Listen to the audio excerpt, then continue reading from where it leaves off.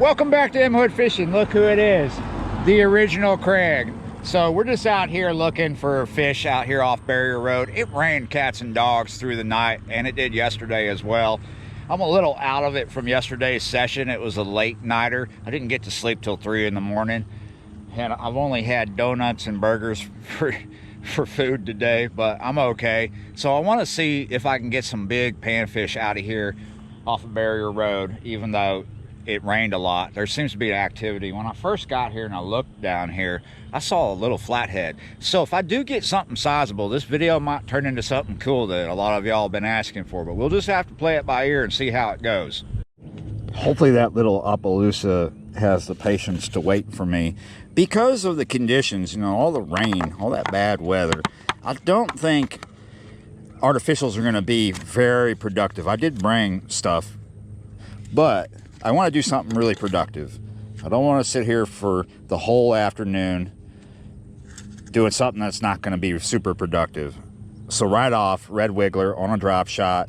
It's a size 8 Aberdeen, just a little bit of weight. We're going to see if we can get this Appaloosa, if he's still there. It'd be fun to catch a little 2-3 pound Appaloosa on ultralight. This is 8-pound test.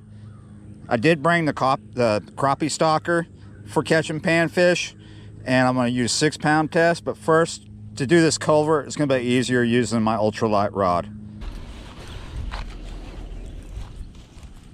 The water is flowing out of the pond, which is across the road from us behind my back.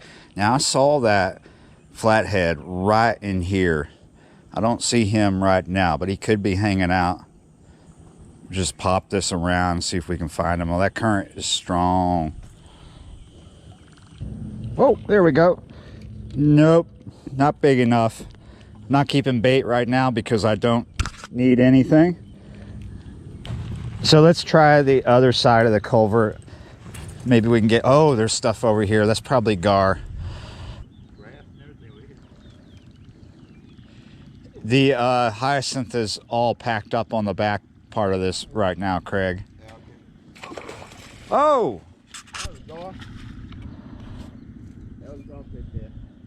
Whoa! He went for that whopper plopper, huh? Yeah, I thought I had a bass through the gulf. Nothing at that culvert either. Nothing for me. The spotted gar are pretty active. We're gonna go over here. This water is looking milkier than my coffee did this morning.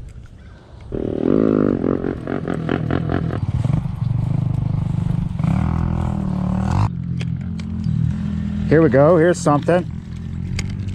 Oh, not big enough for me for what I want to do, but whoa, look at that. That is crazy.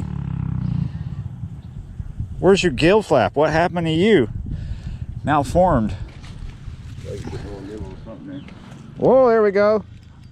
Yeah, glad we came into this corner here. I left this laying out there. I was trying to change the battery. We can do something with that. That is just about hand size. Yeah, nice, man. Yeah, we'll have to get some crackers though.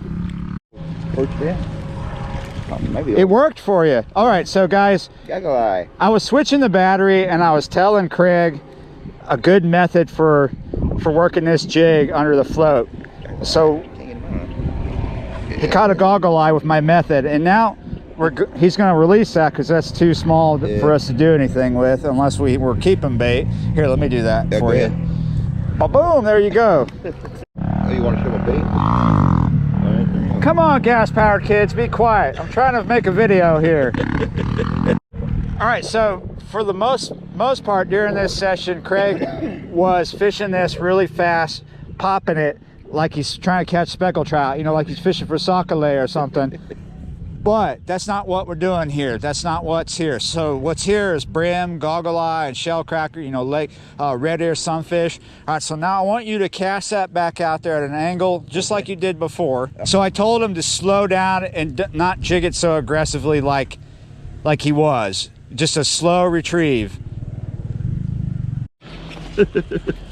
Oh look, Craig just caught the weird goggle eye with the weird gill flap thing. You caught him and I caught him too. Yeah, you're right.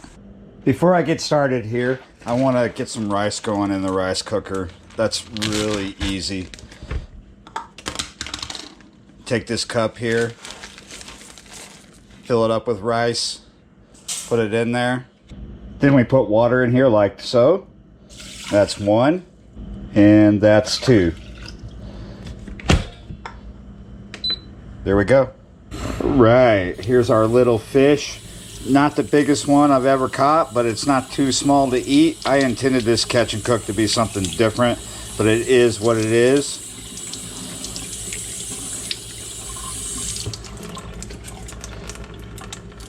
You take these scissors and find the butthole. It's about right there.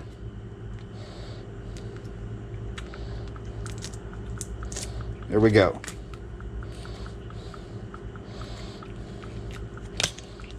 Gonna cut all the way to the lip.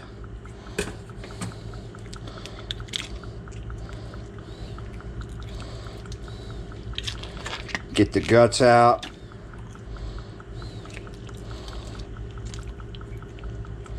Pop them over there in that strainer for the moment. Get that out. Want to open this up to where I see the gills. Sometimes you could just pluck them out or you could cut them. I want to remove the gills because I'm cooking this with the head and all. If I leave the gills in there, it'll come out bitter. So I want to remove them so we don't have any bitter taste. It's pretty easy on a small fish like this just to pluck them out with your fingers, especially if you make an incision up to the lip like that. All right, let's rinse this out. Get all the little bits of gut that are still hanging out in there. Any of the blood that's clotted up around where you plucked the gills. I'm going to take the scissors and start scaling it with the blunt back end of the scissors.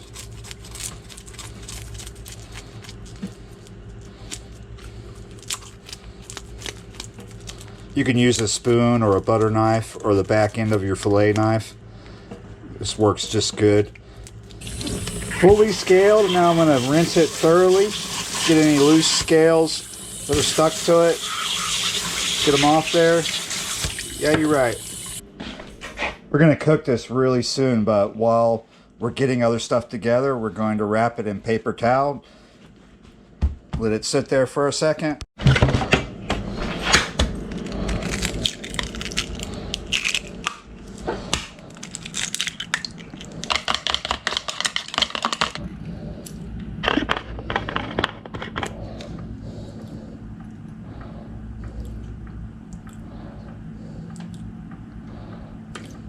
Check this out. Not sure how to pronounce this. This is a Vietnamese frying powder. We're going to give that a try. I've never tried it. Let's see what it's like. This was bought at Hong Kong Market the other day. Less than $1. It's like 69 cents for this. Let's see what it looks like. Don't need a lot.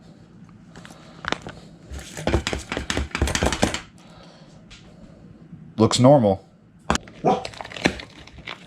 Oh no, something's got that coonhound upset. So I know it's just one fish. I'm gonna fry these mushrooms, not all of them, but I'm gonna fry some of these along with the fish. All right, put you in there, flip you over, and then we're gonna put you in there and flip you over again, and then we're gonna put you in here again and flip you over. And then over here, yeah, I'm double dipping, double dredging.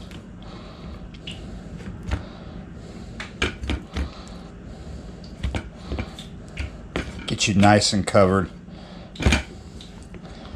Doesn't have to be perfect. And over here in the hot oil, I've got that fish cooking on about a medium heat. It's an electric stove. It's gonna be about 2 minutes per side about. Almost there.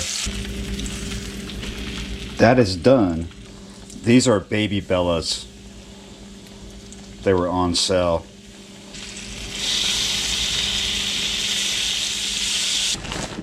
That rice is smelling good. Rice is a big staple in my life. I'm gonna put a little bit of shredded cabbage. This is coleslaw, basically. All right, the tail broke while I was cooking. We'll kind of put that in place like that.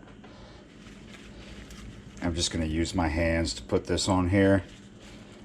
I ended up cooking more of the mushrooms than I thought I would. Check it out before I drench it with soy sauce.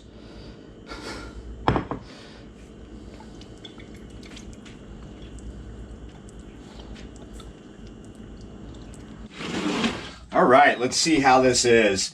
Let's see if I like this frying powder that I bought. It was really cheap. It might not be any good. It looks good. Chopsticks taste good. So I'm gonna eat this with a fork off the bone and chopsticks as I get into the rice. Here we go. Look at the fish.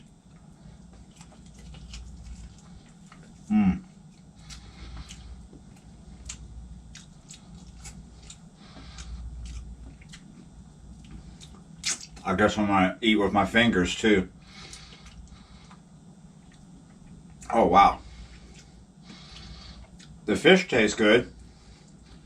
Can't say that I'm really big on the frying powder. The batter, it tastes okay. I've had better. It kind of tastes like I cooked this in flour. That's kind of what it tastes like, just like flour. Like I dredged it in egg, then flour. It's not bad. It doesn't taste horrible. It just doesn't really have that much of a flavor to it. It is crispy though. Wow, the soy sauce really brings out the flavor.